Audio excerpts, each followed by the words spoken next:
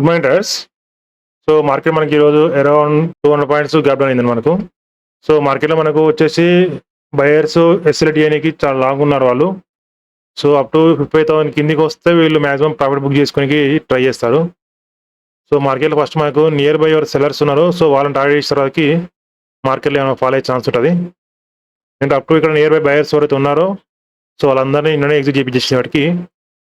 So market ఇప్పుడు కిందికి వెళ్ళాలంటే సమ్ బయర్స్ని యాడ్ చేసిన తర్వాతకి సెల్లర్స్ని వార్నింగ్ ఇచ్చినాక మళ్ళీ మార్కెట్ పడే ఛాన్స్ ఉంటుంది, కానీ ఫాస్ట్గా పడదనుకుంటున్నాను అయితే.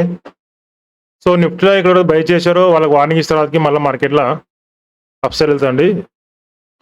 సో ఇక్కడ బై చేసి ఉంటారు, సో వాళ్ళకి వార్నింగ్ ఇస్తారు, మళ్ళీ మార్కెట్ అప్ సైడ్ వెళ్ళే ఛాన్స్ ఉంటుంది. ఓకే, నేను మనం చెప్పుకున్నట్టు మార్కెట్లో డౌన్ సైడ్ అంటే మార్కెట్లో మనకు 24,200 కింద గ్యాప్ డౌన్ అయితే మార్కెట్లో మనకి ఫాలో లేదు, కానీ మార్కెట్ మనకి ఆల్మోస్ట్ ఫ్లాట్ ఓపెన్ అయిందండి. ఓకే, సో మార్కెట్ ఈరోజు చాలా వాలటైల్ ఉందండి. ఓకే, సో మార్నింగ్ ఎవరైతే ఇక్కడ బై చేశారో సో వాళ్ళందరూ మార్కెట్లో ఎగ్జిట్ అయిపోయినాయి, మార్కెట్ కిందికి రావాలండి. సో నేను ఇక్కడ సెల్ సైడ్ ప్లాన్ చేసుకుంటాను. సో నా స్టాప్లో వచ్చేసి 55,500 అండి. సో ఇక్కడ పుట్ సైడ్ ఎంట్రీ అవుతానండి. సో మార్కెట్లో ఎవరైతే మార్నింగ్ బై చేశారో సో వాళ్ళని ఎగ్జిట్ అయిపోయి మార్కెట్ కిందికి రావాలి. సో ఇక్కడ పుట్ సైడ్ ఎంట్రీ అవ్వడం నాకు కరెక్ట్ అనిపిస్తుంది. ఎంట్రీ అయ్యాను. సో మార్కెట్ మళ్ళీ 55,250 బ్రేక్ అవ్వాలండి. సో బ్రేక్ అవుద్దాం అనుకుంటున్నాను, లేదంటే నా స్టాప్లో తీసుకొని ఎగ్జిట్ అయిపోతానండి. ఓకే, వెయిట్ చేశానండి మార్కెట్ టార్గెట్ కోసం, లేదంటే స్టాప్ లాస్ అండి.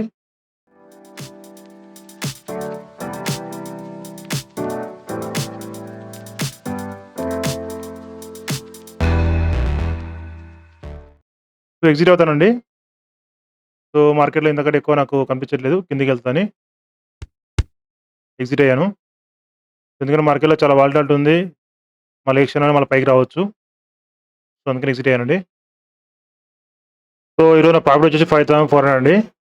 సో మార్కెట్లో చాలా వాలటాలిటీ ఉందండి, ఎందుకంటే ఎక్స్పైరీ అయ్యే వాటికి.